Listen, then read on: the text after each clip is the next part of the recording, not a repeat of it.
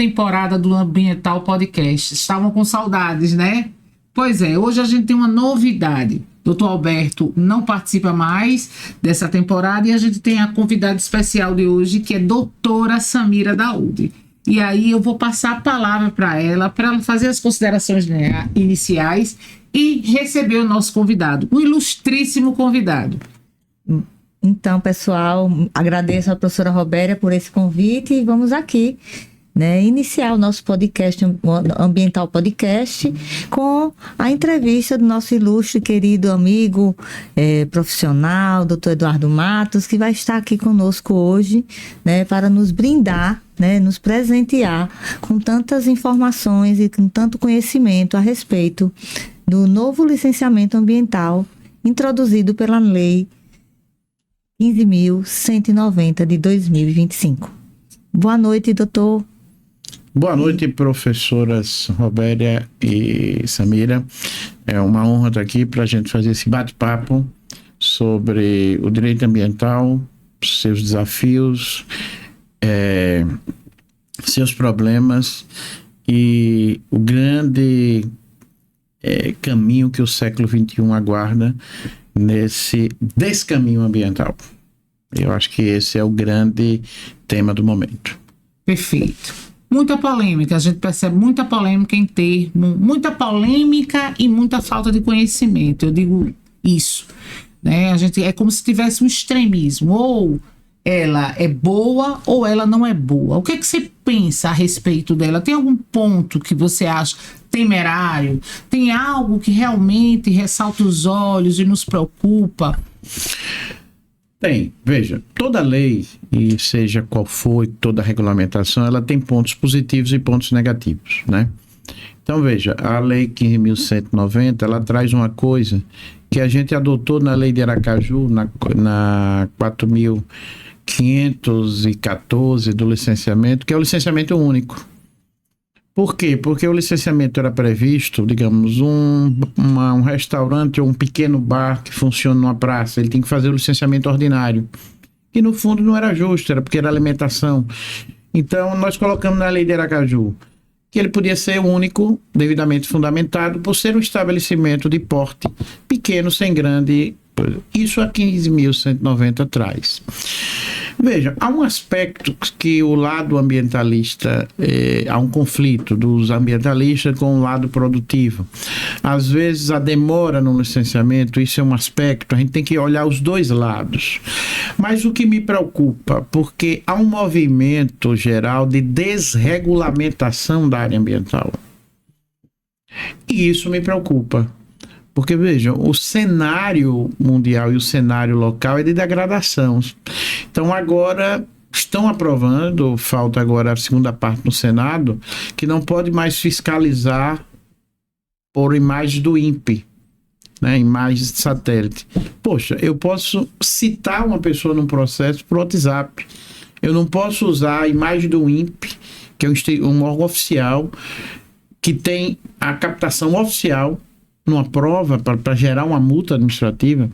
Então, é uma intenção não só de desregulamentar para facilitar, desregulamentar para o licenciamento sair de qualquer jeito. E aí tem uma grande responsabilidade, que eu tenho alertado muito aos órgãos ambientais. Os analistas passam a ter muita responsabilidade nisso, porque eles vão assinar, né? E os instrumentos são de facilitação do licenciamento. Nós não podemos facilitar aleatoriamente e desregulamentar. Por quê? Porque o nosso cenário é de degradação. Vamos pegar Sergipe. A professora Laura levantou, nós só temos 1,5% da nossa cobertura florestal. Essa é a realidade. Então eu vou facilitar mais o quê? De Mata Atlântica a gente só tem aí 7% ou 8%. Então essa é a nossa realidade, né? E esse cenário, né? Esse cenário é terrível. Constatado, você vai ter um super El Niño, que levará grandes secas no norte e nordeste, grandes enchentes no sul e sudeste. Hoje, ouvi um climatologista em que ele afirma o seguinte: está comprovado o aquecimento do ponto do Pacífico que assegura o super El Niño. Então, até o final do ano, nós estaremos diante de um Super El Niño, que vai gerar um grande problema ambiental final do ano. Novembro a março é o momento que no Sudeste há o reabastecimento da caixa d'água do São Francisco para vir para o Nordeste. Então, esse é um problema real. Quando eu fragilizo, quando eu afrouxo toda a legislação ambiental, e isso a 15.190, além de vários pontos inconstitucionais que estão sendo levantados, que estão sobre avaliação, mas é uma lei em vigor, é uma lei promulgada que deve ser cumprida. Não tem saída aí, porque ela está em vigor, não há nenhuma medida liminar do Supremo suspendendo. É em vigor, princípio da legalidade, artigo 37 da Constituição, você tem que cumprir. Perfeito. Não tem saída. Então, essa é a minha grande preocupação. Da sua fala, tem duas coisas que merecem destaque. Com relação às imagens, né? Eu particularmente acho que as imagens aliadas à fiscalização em loco é o primeiro ponto que eu defendo. O segundo ponto que eu gostaria de ressaltar, que o licenciamento, se a gente for observar historicamente, ele ocorre, a Lei de Política Nacional do Meio Ambiente, ela vem em razão, especialmente da crise ocasionada pela Revolução Industrial. Né? E a gente precisa entender esse contexto de poluição. Então, eu também entendo que atividades, como o senhor bem colocou, falou dessa lei municipal, né? A gente fez parte do Conselho Municipal do Meio Ambiente, e nem toda atividade deve passar por um procedimento ordinário de licenciamento ambiental. Né? Tem pontos, se está ligado, uma unidade que está ligada à rede de esgoto, né? Tem um lançamento regular dos efluentes sanitários, não entendemos que nem todo. E, inclusive, o órgão ele precisa se ocupar com atividades que efetivamente, né, possa vir causar um tipo de degradação. Não que essas outras não venham, mas a possibilidade é bem menor, né, porque a atividade tem um pequeno potencial poluidor e às vezes nem tem como a unidade unifamiliar, porque às vezes eu vejo gente defendendo o licenciamento de uma casa individual. Imagina o caos. Então, são essas considerações. Eu vou passar a palavra agora para a doutora Samira, para que ela possa... Então, doutor Eduardo, o senhor entende que desburocratizar necessariamente enfraquece a proteção ambiental?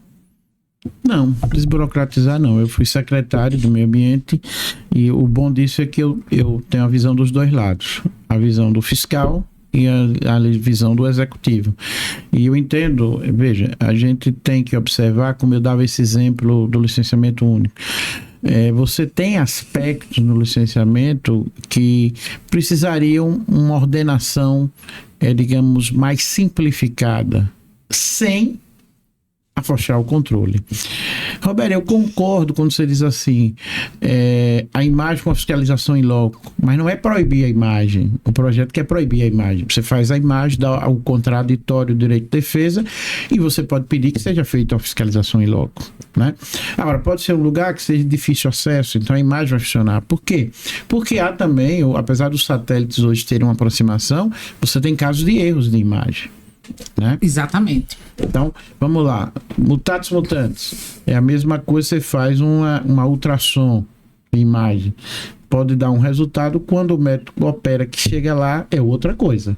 Então, eu acho que a sua ponderação agora não proibir a imagem. Entendo. Né?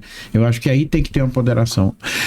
O bom senso, a área ambiental ela é complexa. Né? Eu dizia agora recentemente numa aula de urbanismo, veja, a questão ambiental é complexa porque às vezes alguns ambientalistas querem voltar ao meio ambiente de 1970, não tem como. Nós vamos ter que trabalhar em cima de uma realidade. Uma cidade, ela não para de crescer. Nós estamos aqui, está nascendo gente que vai crescer, que vai formar família e vai precisar de habitação, de água, de emprego, de luz, de transporte. Então, essa dinâmica você tem que, de fato, acomodar, tornando a cidade resiliente e cuidando. Nós temos um detalhe, né, quando eu falo urbanismo. Nós estamos trazendo regras urbanísticas para cidades todas ocupadas. Vamos pegar. Se você pega a foto de Aracaju de 1969, o Rio Poxinha até depois do Batistão, ali até perto da Igreja de São José. ali se transformou num canal. Aí o pessoal da Praça da Imprensa diz: eita, a água está aqui. Não, aquela água ali era o lugar do rio. Nós tomamos o lugar do rio. Então, nós vamos adaptar. Nós vamos trazer resiliência à cidade. Nós tivemos, né, veja, o Brasil tinha em torno de 20 milhões de habitantes em 1920 e tem 220 milhões 100 anos depois. Então, isso é uma realidade que não é fácil, né? Então, você tem que ter um bom senso, um equilíbrio nisso. Tem aspectos, eu acho que é possível a desburocratização sem fragilizar a legislação. Você pega a Lei 9.605, ela está cheia de crime de bagatela. E às vezes o crime, como um de Brumadinho, como o outro de Mariana, e como tantos outros, eles não são adequadamente punidos. Mas ela está cheia de crime de bagatela que se resolveria na esfera administrativa, né? Mas talvez na hora da concepção da lei, os órgãos de fiscalização administrativa ainda eram frágeis e pensaram de botar tudo ali. Então eu acho que deve haver um bom senso. Agora, a minha preocupação é que ele desregulamenta afrouxando alguns controles. Por quê? Qual é o X da questão? Nós temos um poder de polícia eficiente? Não. Porque o autolicenciamento, bacana, desde que você tenha um poder de polícia eficiente. Então, vamos lá.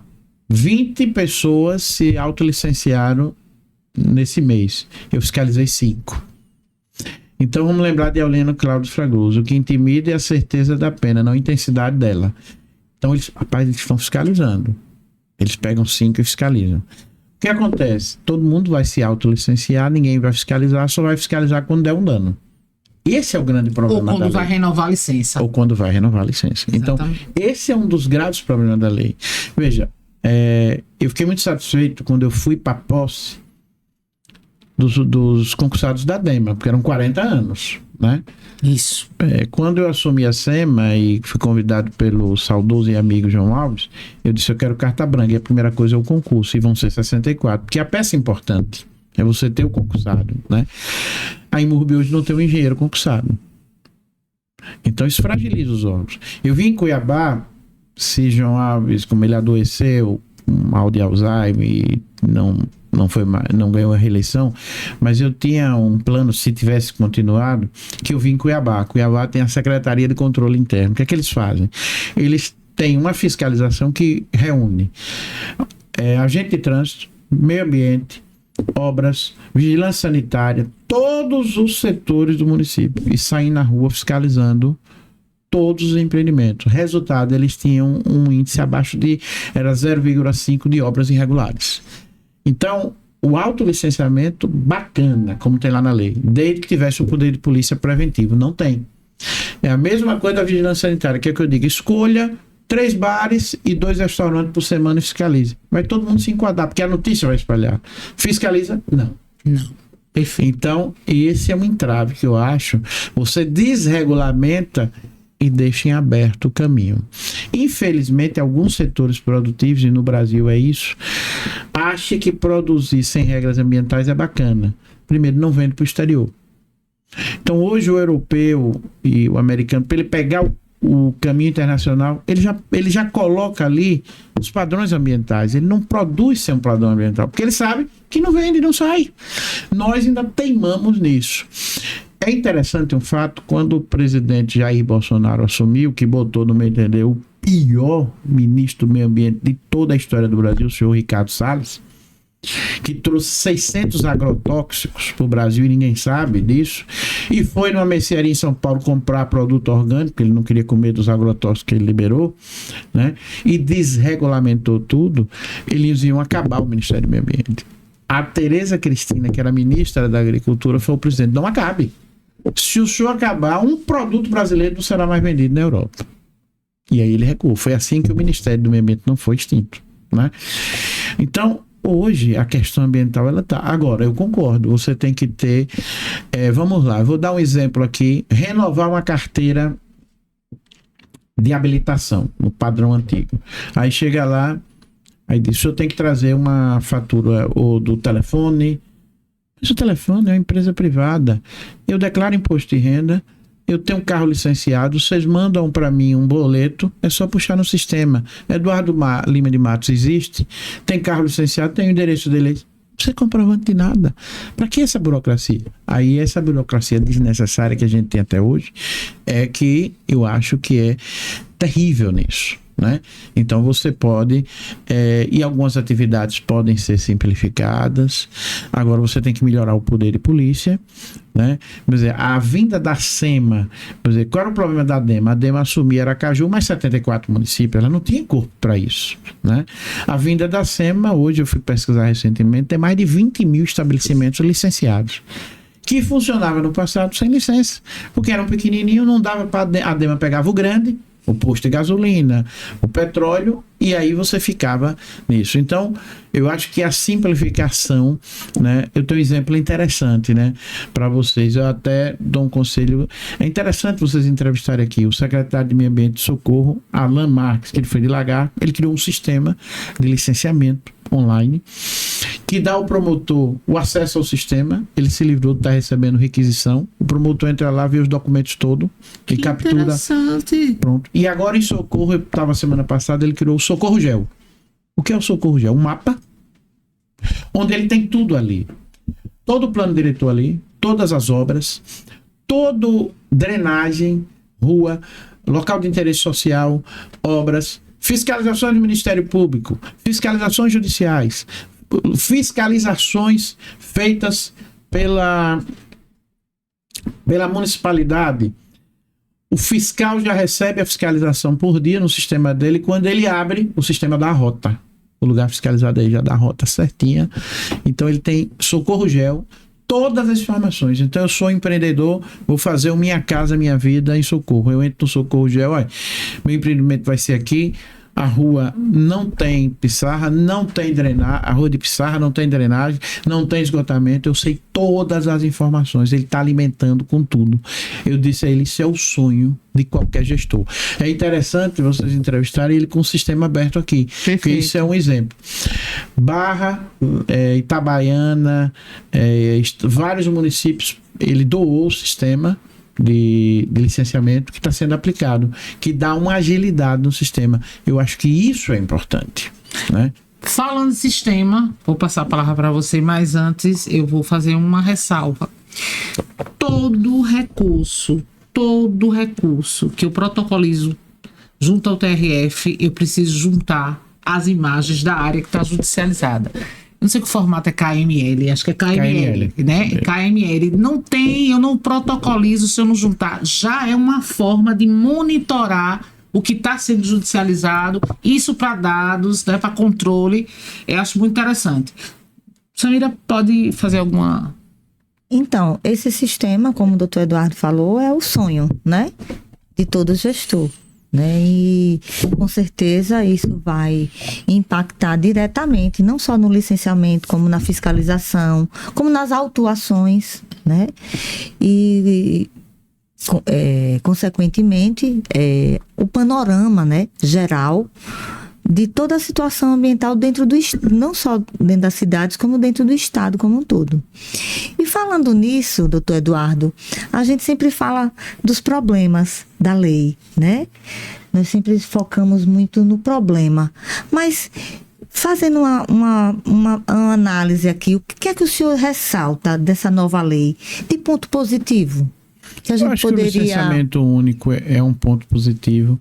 Eu não diria que o autolicenciamento é ruim, ele não é ruim, mas ele tem que vir acoplado com o poder de polícia preventivo existente, e principalmente por baixo impacto, né? Quando eu falo desse sistema, digamos, Socorro Gel, que é importante, porque ele não é só ambiental, ele é geral, todas as informações. Então vamos lá, o secretário de infraestrutura vai entrar ali, opa, aqui tem um app, opa, aqui tem uma reserva, ele já vai saber, né? Então nós temos que dispor da inteligência artificial e da tecnologia para trazer informação. O empreendedor já vai, eu vou fazer uma obra de socorro, quais são os documentos que eu precisar? Eita, aqui tem um app próximo, eu não posso fazer isso. Então, o que eu acho que isso, digamos, seria uma fiscalização preventiva online. Quando eu boto todo o sistema, eu modernizo e eu tenho o município na mão. O prefeito vai saber todas as obras, todos os impedimentos que ele tem em tempo real ali. E o sistema é alimentado dia a dia. E isso é importante, né? Então, veja, o licenciamento único é uma coisa importante. E também o autolicenciamento é importante desde que você tenha sempre a fiscalização preventiva, ou seja, licenciou 20, eu vou fiscalizar 5 se estão cumpridos. Porque a amostragem que a gente tem nos casos de autolicenciamento, o que acontece? Eles não são fiscalizados, quando você vai olhar, está descumprindo. Tranquilamente, né? Seria a malha fina ambiental. Seria a malha fina ambiental, exatamente. Como acontece com a Receita Federal, né? Eu vou deixar aqui, eu tenho um Instagram, @EduardoMatos867, onde eu boto umas aulas de urbanismo, de meio ambiente, que eu digo assim, é um agradecimento que eu faço, porque a UFES pagou minha graduação, meu mestrado, meu doutorado, meu pós-doutorado na Federal da Bahia, eu não paguei nada, então é uma forma de agradecer e de retribuir que uma universidade pública de qualidade me proporcionou isso. Aí eu fiz de um terreno baldio onde jogam coisas. E num bairro nobre, né? Quando eu fui secretário, os bairros nobres poluem mais do que todos os outros bairros da cidade, né? Farolândia tem 700 toneladas hoje de resíduo na rua. Jardins tem 350. E os moradores se juntaram contra o ecoponto e eu fui lá para a Assembleia sozinho e defender, sair perdendo, porque botaram na cabeça que ecoponto é lixão. Ecoponto é necessário. Qual o sonho? Não ter ecoponto. Eu não gerar resíduo. Mas já que eu gero resíduo, eu preciso de um ecoponto. Toda cidade do mundo, eu visitei como secretário Roterdã, tem lá vidro, papelão, equipamento, tudo certinho, e a população leve, e é longe. Tem 600 mil habitantes com Maracaju. Gastava 2 milhões e na época nós gastávamos 7. Não tem coleta porta a porta, é na esquina, né? Aí eu fiz o vídeo, tá aqui. Ali na 13, onde era o Luiz Pinelli. Eu mostrei lá, tá aqui. Aí é interessante, eu até brinquei com o blog de Cláudio Nunes, que ele publicou, e no outro dia estava cercado. Eu disse, é para ser mais eficiente do que meus procedimentos lá, quando eu era promotor. Né? Mas eu disse assim, se tiver a cerca, o povo não joga. Se não tiver a cerca, joga. Se botar a cerca, não joga. Mas civilizado, que mora na 13, porque o problema não é o carroceiro é contratado. O carroceiro é um subemprego, muitas vezes viciado em álcool ou substâncias piores, e que o Estado tem que amparar, cuidar, dar outros caminhos, e é um problema no Brasil todo. Quando eu fui secretário, Curitiba tinha 8 mil, 10 mil, Porto Alegre também. Agora, o problema é que condomínios na 13, casas, contratam a jogar ali. Era no Ágape. Ana Paula identificou, cercou e para de jogar. Pronto, cercou ali onde era Luiz Pinheiro. Eles vão jogar em outro lugar. Porque são os moradores. A gente tem que sempre buscar a causa e não a consequência. Né? Então, esse é o grande problema. Por isso que eu digo que o maior instrumento ambiental e geral é educação.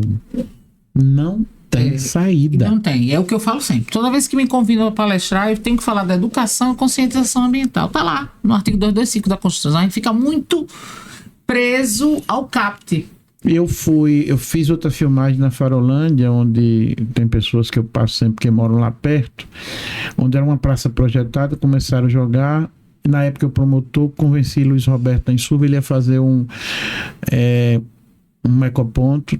Eu até brinco, tem lá os restos mortais do ecoponto, que pararam com os alicerces prontos, porque a população se juntou contra, 3 vereadores apoiaram, foram para o gabinete do prefeito, Edivaldo Nogueira, e comemoraram a extensão do ecoponto.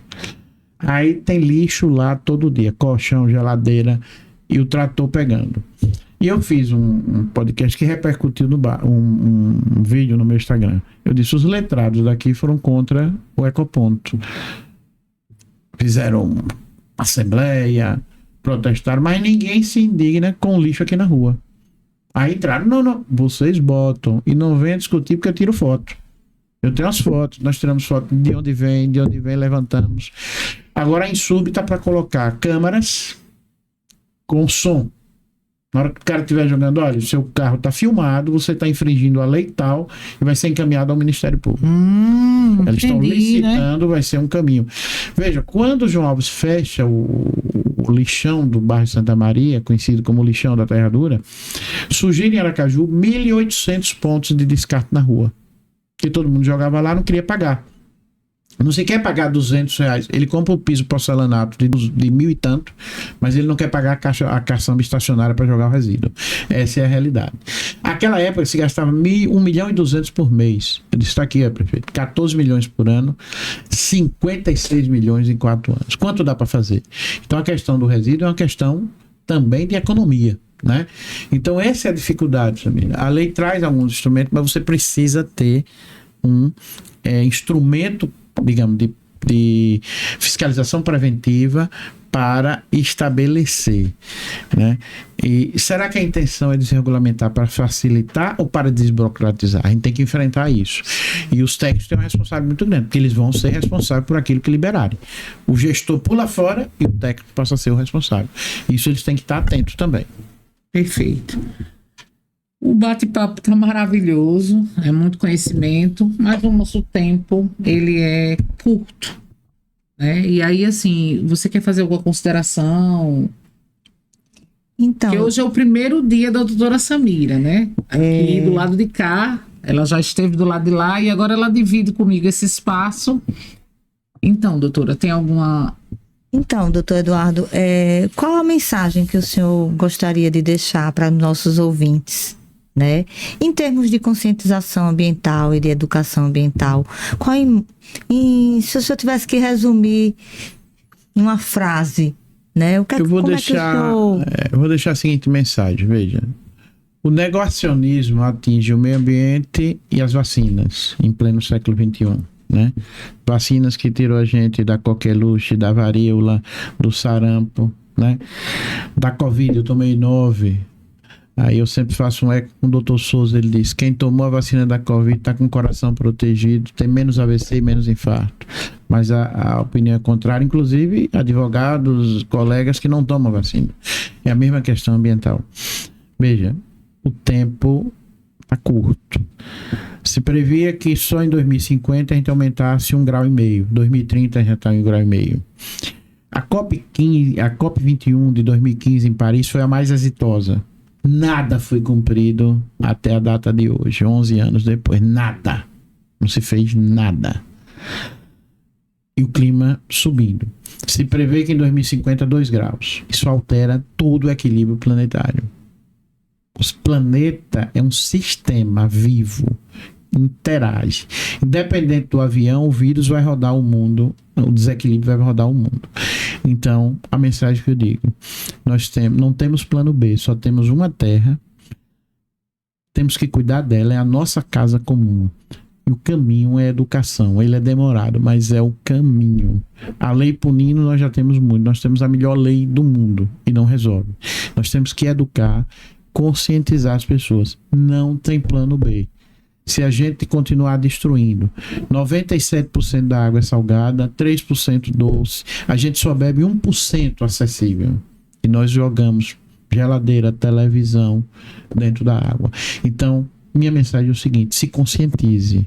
Não há tempo a perder, ou não legaremos um planeta habitável para as futuras gerações. Este é o desafio.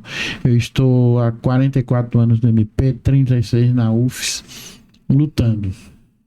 É difícil, mas não desacredito, continuo acreditando e acho que demos passos importantes. Agora a caminhada é longa. Conscientizar para proteger. Muito obrigada. Doutor Eduardo Matos foi meu professor na Universidade Federal de Sergipe. Já tem um tempozinho, assim, um pouquinho, porque eu sou jovem. Mas, enfim, encerramos mais um capítulo do nosso podcast. Ficamos muito felizes e, como sempre, aprendemos, né? Com certeza. Eu posso dizer que eu adorei. Hoje foi muito proveitoso. Até o próximo podcast de hoje a 15. Muito obrigada e até mais. Muito obrigada a todos.